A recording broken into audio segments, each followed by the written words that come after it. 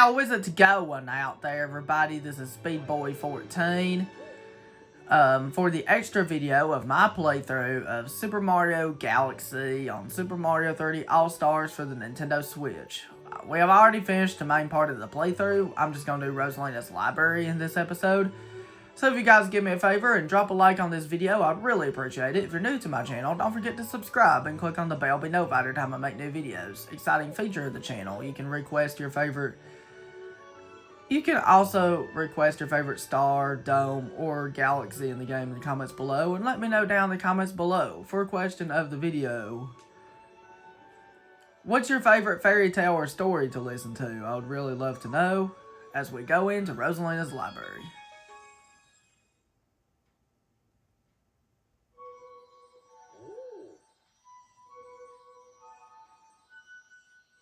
Let us begin.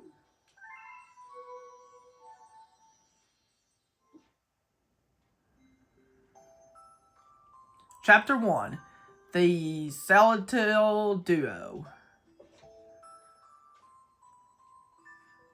Our story begins a very, very long time ago with a young girl.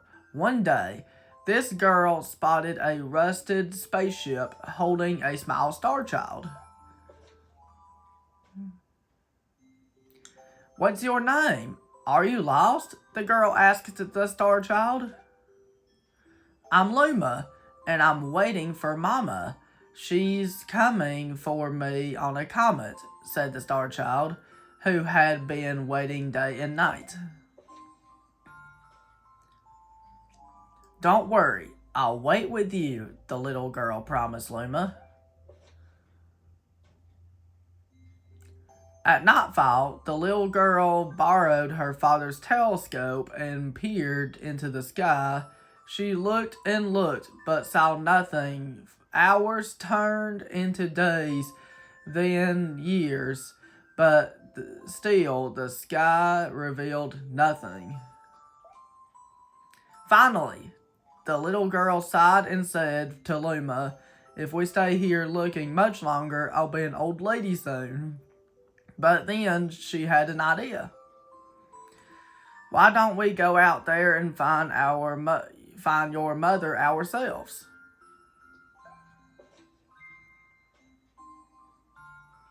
The little girl and Luma fixed up the rusty spaceship, and then two set sail into the starry sky. And this is how the search for the celestial mother began. Chapter 2, Starbits.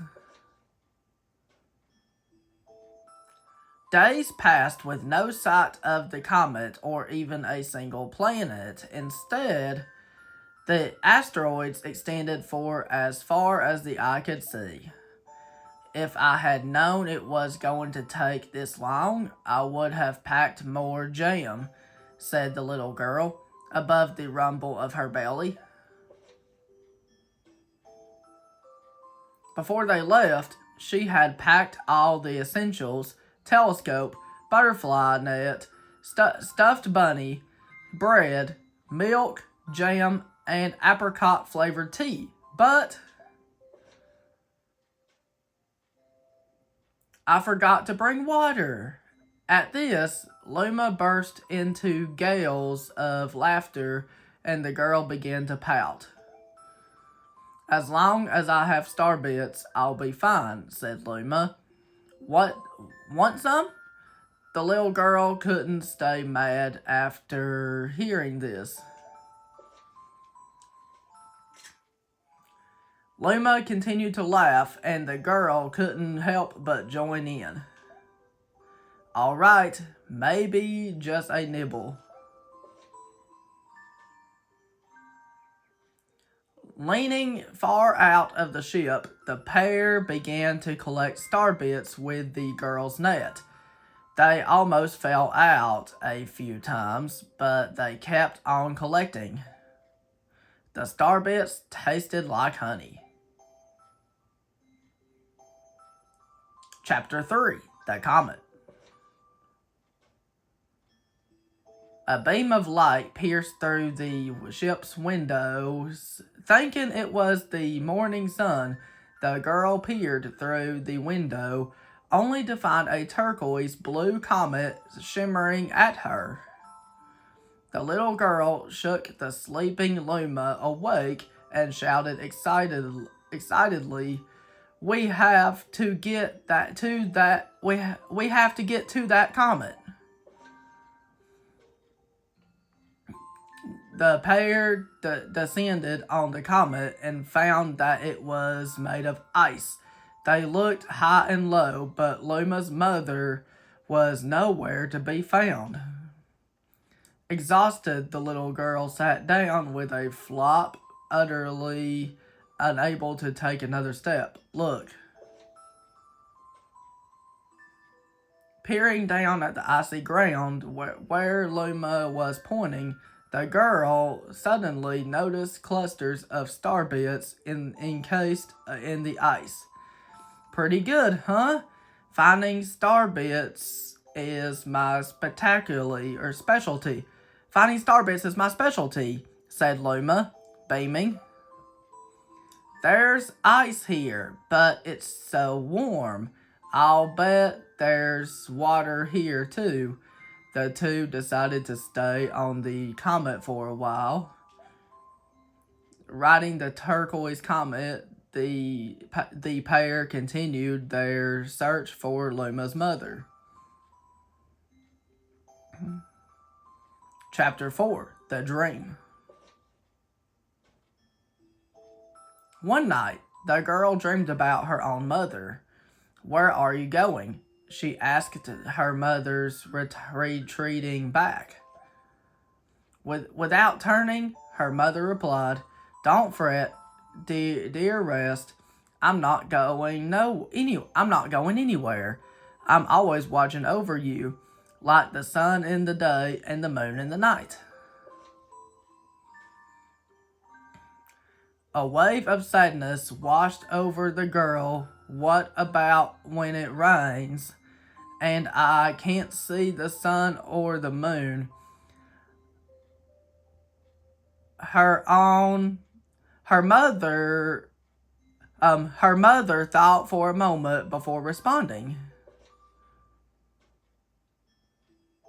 "I will turn into a star in the clouds and wait for your tears to dry." When she awoke, the girl's face was damp with tears. "You have star bits in your eyes," said Luma to the girl. Wiping her face, the girl replied, "These are tears, not star bits. I'm crying because I'll never see my mother ever again." At this, Luma began to cry too. "Mama, oh Mama, why?" The pair traveled through the starry skies, and though they encountered many other comets, not one of them held Luma's mother. Luma was disappointed. Now, Luma, the rain clouds won't go away if you keep crying," the girl said. Giving Luma a squeeze, "I'll give you a present if you stop. Or I'll give you a present if you stop." The girl closed her eyes and gently, The girl closed her eyes and said gently, "I'll take care of you." With these words, she felt a small spark in her heart. Chapter 5, Home. "The kitchen will go here, and the library will go over there," the girl said busily to herself. We'll put the gate here." Excuse me. Ever since the girl took Luma under her care, she'd been bustling about at a feverish pace. It's a lot of work, but it's worth it to make a happy home. It turned out that star bits weren't the only things buried in the ice. There were tools and furniture unlike any they had ever seen, and the girl used them to build a home. Looking at the completed house, Luma remarked, "Don't you think it's awfully big for just the two of us?" With a library, bedroom, kitchen, fountain, and gate? It was certainly spacious, but still, something seemed to happen. Something seemed to be missing. "If only my father, brother, and mother were here," the girl said, wistfully. Indeed, the house was large for its two small residents. That night, clutching her favorite stuffed bunny close to her heart, the girl fell asleep in the starship. Chapter 6, Friends. Then one day, while the girl sat sipping tea, a tiny apricot-colored planet appeared on the horizon. From the planet, another Luma of the same color emerged. "Do you two know each other?" the girl asked the two Lumas, gleefully. Despite the girl's excitement, they seemed uneasy. The two Lumas neither drew closer nor backed away from each other. Instead, they just started. Then one Luma broke the silence.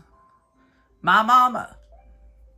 At once, the apricot Luma parodied back, "My mama, my mama, my mama, my mama." The two Lumas began to dance around the girl frantically, and neither showed any sign of stopping. The girl was so charmed by this adorable scene that she couldn't help but laugh, and that's when something very strange happened. Suddenly, more Lumas began to pop out from the apricot planet. That they were different colors, but they all shouted the same thing: "My mama, my mama." The sight of all the shouting Lumas only made the girl laugh harder. "What am I going to do with all these children?" The Lumas just started blankly as she doubled over laughing. "I guess we'll have to name each and every one of you." Tomorrow, once she had finished naming them all, she would begin moving all the Lumas into the new house. Chapter 7, The Telescope. After seeing their 100th comet, a sudden thought popped into the girl's head. "I wonder if my home planet is still as blue as it was." That's when she remembered her father's telescope. Peeking into the telescope, a tiny blue dot floated into sight. It was smaller than a starbit. "How strange! It's so far away, but it feels so close." She twisted the knob of the telescope, and the blue dot grew until she could make out a grassy hill dotted with flowers. It seemed very familiar to her. Zooming even closer, a terrace on the hill came into view. I used to go stargazing there when I lived on my home planet." She remembered rubbing the sleep out of her eyes as she followed her father up that hill to look at the stars. She remembered how she and her She remembered how she and her brother would sled down that hill. She remembered having picnics with her mother on that hill on bright and windy days. And I want to go home. I want to go home right now. The girl burst into tears, and the Lumas didn't know what to do. I want to go home. I want to go back to my house by the hill. I want to see my mother. The girl was shouting now, her face wet with tears. But I know she's not there. But I knew all along that she wasn't out there when in the sky because she's sleeping under the tree on the hill. The girl's cries echoed through the stars, and a hush fell over the area. Chapter 8, The Wish. Girl usually quite cheery. One day the girl became sad again. Luma drew close and tried to comfort her. Mama, you still have me. And don't be sad about your mama because she's a part of you. That means she's always close by. It's like me. I love star bits because they remind me of my mama. No, the girl said, unable to stop the tears. A lonely look flickered across Luma's face, but it was soon replaced by a wide grin. I have an idea. I will transform into a comet, a soaring comet that can carry you all on this journey. With that, Luma, trailing bands of white, soared high into the sky, and just as quickly started to plummet back down. Excuse me. Kaboom! Kaboom! The ground shook, and a bright light poured out of the crater that the Luma had created. The bands of light twisted together to form a comet trail. And then Luma emerged, reborn as a comet. The girl could scarcely believe her eyes. But how? She kept asking. Our destiny as Lumas is to transform into different things, said a red Luma, who had suddenly appeared. Stars, comets, planets, we can become all these things. When I grow up, I want to become a star that makes someone special smile, said a green Luma. A blue Luma chimed in, or a blue Luma chimed in or something. That Luma turned into a real cutie of a comet, didn't he? All of the Lumas together said, "No more crying, Mama." "Thank you," said the girl in a whisper, and she pulled the Lumas close and hugged them. From that day on, starbits no longer fell from the girl's eyes. The comet set forth for the girl's home planet, its long trails blazing proudly behind it. Final chapter. Family. With its many lumas and telescopes, the comet was quite a sight to behold. The girl and the lumas were proud to call it home. At a welcoming party for a new luma, the girl gathered everyone in the kitchen and said in a louder voice than usual, "All right, everyone, let's make a cake.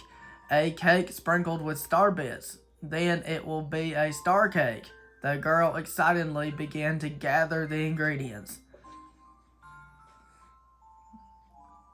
As she watched the Luma scurry about, the girl smiled and thought to herself, "This is my family now, and I will stay with them until they're ready to leave the nest. And when they do leave, I'll see them off with a smile, because that's what makes a mother happiest." That night, when the girl laid down to sleep, a soft light involved her. A soft light enveloped her and reminded her of the blue planet she once called home. But it would be nice to return home once every 100 years to nap in my favorite sleeping nook. The comet carrying the Lumas and the girl continues on its journey to this very day, with more family members in tow than can be counted. It's said that the comet visits the girl's home planet once every 100 years. Its proud white tail glittering in the sky. The end. That was an awesome story. That's all. My story is finished.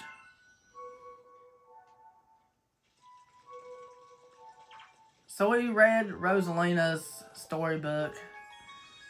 Alright guys, that's it. Thank you very much for watching, guys. If you enjoyed, don't forget to drop a like. If you're new to my channel, don't forget to click that subscribe button and click on the bell right beside it. Be notified every time my new videos come out. And next time, we'll start my new playthrough.